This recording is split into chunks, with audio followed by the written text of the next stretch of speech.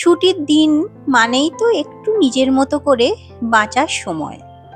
কিন্তু আমাদের মেয়েদের ছুটি যেন লুকিয়ে থাকে কাজের ভিড়েই। তাই আজকের ছুটির দিনটাও কাটলো সেই চেনা রান্নাঘর, ঘরদোর, সংসারের আনাচে কানাচে, তবে একটু অন্যরকম ভাবে। নমস্কার বন্ধুরা, আশা করি তোমরা সবাই খুব ভালো আছো। আমিও খুব ভালো আছি। সম্পাস লাইফস্টাইলের আরো একটা নতুন ভিডিওতে তোমাদের সবাইকে স্বাগত। আজ হলো রবিবার। রবিবার মানেই ছুটির দিন। সারা সপ্তাহের গতানুগতিক নিয়ম মাফিক রুটিন থেকে একটু অবসর নেওয়ার সময়।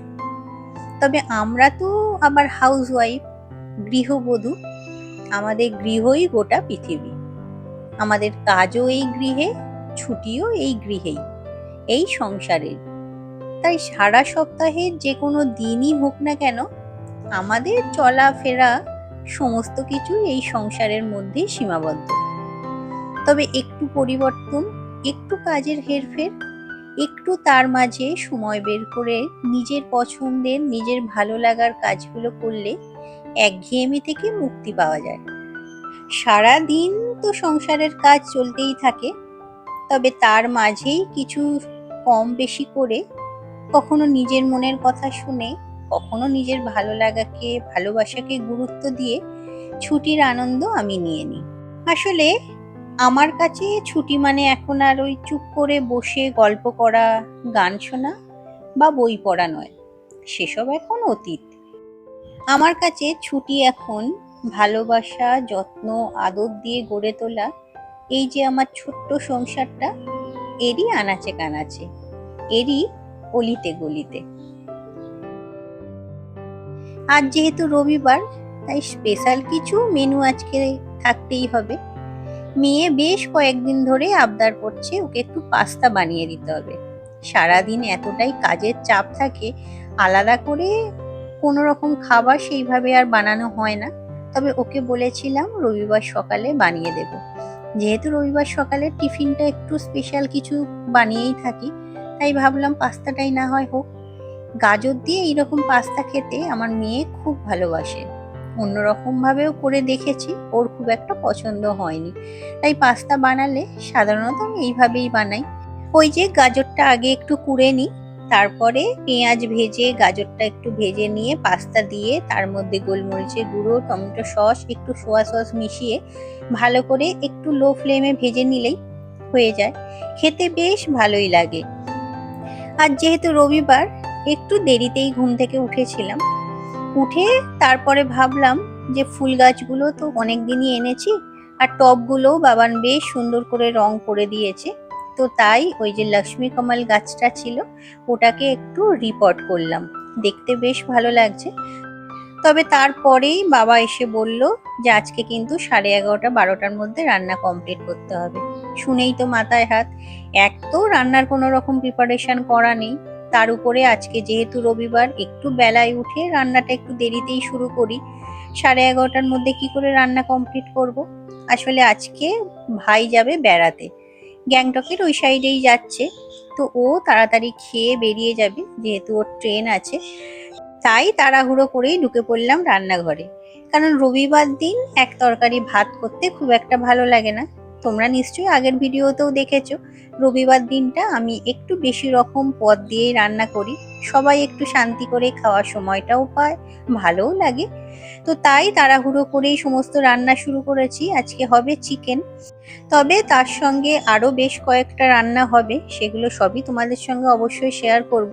আর জানো তো, চিকেনটা না আগের দিন এনে রাখা ছিল না, তো আজকে সকালবেলায় তোমাদের দাদাভাই গিয়ে আনলো। তার জন্য রান্নাটা বসাতে একটু দেরি হয়ে গেছে। তো আমার আগের দিনের ভিডিওতে করবীর কলমে আইডি থেকে দিদিভাই তুমি কমেন্ট করেছিলে, খুব সুন্দর ভিডিও, কথাগুলো খুব মিষ্টি তোমার বুনি, ভীষণ ভালো লাগলো তোমার দামি কথাগুলো। অনেক ধন্যবাদ দিদিভাই। ননভেজ নিরামিষ থেকে দিদিভাই তুমি কমেন্ট করেছিলে, খুব সুন্দর করে শনিবার বাড়ি ঘর পরিষ্কার করলে, কয়েকজন বন্ধুর কমেন্টও করলে, বাবান খুব সুন্দর করে টব রং করে দিয়েছে। খুব ভালো লাগলো তোমার ভিডিও। অনেক অনেক ধন্যবাদ দিদিভাই, এইভাবেই পাশে থেকো। আর একটা comment Susmita voice of vibes থেকে তুমি করেছো, বাড়িঘর ক্লিন থাকলে বেশ ভালো লাগে দেখতেও, আর পজিটিভ এনার্জিও কাজ করে। ডিজাইনটা বেশ সুন্দর হয়েছে, খুব গুণী মেয়ে তো। খুব ভালো লাগলো ভিডিওটা দিদিভাই, অনেক অনেক ধন্যবাদ বোন। তোমরা আরও অনেকে অনেক সুন্দর সুন্দর কমেন্ট করেছো, আর তোমাদের এই সুন্দর সুন্দর কমেন্টগুলো যখন পড়ি তখন না যতই কষ্ট হোক ভিডিও করার, ভিডিও দেওয়ার একটা আলাদাই এনার্জি পাই, খুব ভালো লাগে। তোমরা এইভাবেই আমাকে একটু সাপোর্ট করো, আমার পাশে থেকো, কারণ তোমাদের ভালোবাসা, তোমাদের সাপোর্ট ছাড়া কিন্তু আমি কিছুই না। তো যাই হোক, তোমাদের সঙ্গে গল্প করতে করতেই দেখো চিকেনটা কিন্তু আমার রান্না প্রায় হয়ে এসেছে। তবে এর মধ্যে শেষে আর ধনেপাতা বাটা রান্না খেতেই আমার ভীষণ ভালো লাগে, রান্না খেতেই আমার ভীষণ ভালো লাগে। তোমাদের কার কার ভালো লাগে একটু জানিও। আর শীতকাল ছাড়া না ধনেপাতাটা খুব একটা খাওয়া হয় না বললেই ভালো। তো শীতটা যতদিন আছে বা যতদিন ধনেপাতাটা মার্কেটে মোটামুটি অ্যাভেলেবেল, ততদিন খেয়ে নেওয়াই ভালো। তো এই যে ধনেপাতাটা প্রথমে দিইনি, জানো, প্রথমে দিলে ধনেপাতার ফ্লেভারটা নষ্ট হয়ে যায়। তো একেবারে এই যে শেষে দিয়ে দিলাম। আর চিকেনের কালারটাও দেখো কতটা সুন্দর হয়েছে, খেতেও কিন্তু খুব ভালো হয়েছিল। আর আজকে যেহেতু রবিবার একটু স্পেশাল রান্না করি, তোমাদের তো আগেই বললাম। আজকে না একটু গাজরের পায়েস বানাবো। অনেক দিন থেকেই ভাবছিলাম, তবে বানানো আর হয়ে উঠছিল না নানা কারণে। তো আজকে ভাবলাম রবিবার যখন আছেই একটু বানিয়ে নিই। আর রান্নাটা তো তাড়াহুড়ো করেই করতে হচ্ছে। এখানে দেখো প্রথমে একটু বেশি করে দেখো ঘি দিয়েছি, আর তারপরে গাজরটা দিয়ে একটু ভাজা ভাজা করে গাজরগুলো আগে তুলে রাখবো।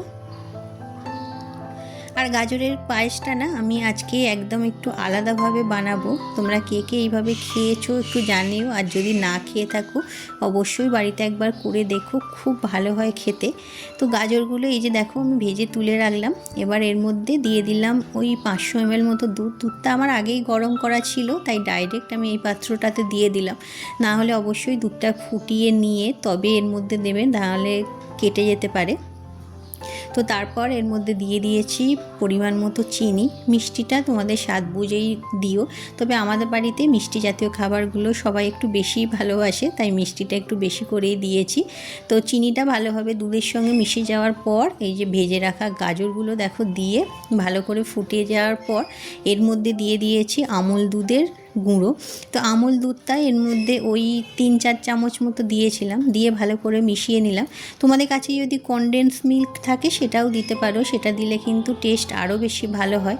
তো তারপর লো ফ্লেমে এটা ভালো করে কিছুক্ষণ ফুটিয়ে নিয়েছি। এবার এর মধ্যে দিয়ে দিচ্ছি চীনাবাদাম বাটা। চীনাবাদামের অবশ্যই খোলা ছাড়িয়ে নেবে। তারপরে সেটা বেটে দিয়ে দিলাম এর মধ্যে। এবার কাজু আর কিশমিশ মিশিয়ে দিয়ে এটাকে না লো ফ্লেমে কিছুক্ষণ ফুটতে দেব। আর চীনাবাদাম বাটাটা যেহেতু দেয়া আছে তার জন্য না এটা একটু ঘনও হয়ে যাবে, পায়েসটা খেতেও বেশ ভালো লাগে। তো কিছুক্ষণ দেখো ফুটতে দেওয়ার পর এই যে এর ফাইনাল লুক কতটা ঘন হয়ে গেছে দেখতে পাচ্ছ, আর কালারটা কি সুন্দর এসেছে দেখো। তবে এটা গরম গরম আমি সার্ভ করব না, এটা ফ্রিজে রেখে ঠান্ডা করে তারপর সার্ভ করব। আর খেতে এত অপূর্ব লাগছিল। গরমকাল তো প্রায় এসেই গেছে, তোমরা বাড়িতে এইভাবে করে একবার দেখতে পারো। আর এই হলো আমার আজকে দুপুরের লাঞ্চ মেনু। তো আজকে এই যে রান্না করেছিলাম করলা আলু ভাজা, করেছি একটু আলু পোস্ত আর পেঁয়াজ ফোড়ন দিয়ে মুসুর ডাল। আলু পোস্ত মুসুর ডালটা বাবার জন্যই স্পেশালি হয়েছে, কারণ বাবা তো চিকেন খায় না। তো আর এখানে এই যে করেছি চিকেনটা, এটা তো তোমাদের সঙ্গে আগে শেয়ার করেছি। আর এই হলো আমার গাজরের পায়েস। তো আজকের ভিডিওটা আমি এখানেই শেষ করছি। আশা করছি তোমাদের ভালো লেগেছে। ভালো লাগলে একটা লাইক করে দিয়ে চ্যানেলটা প্লিজ সাবস্ক্রাইব করে রেখো। আবার পরের ভিডিওতে দেখা হবে। টাটা।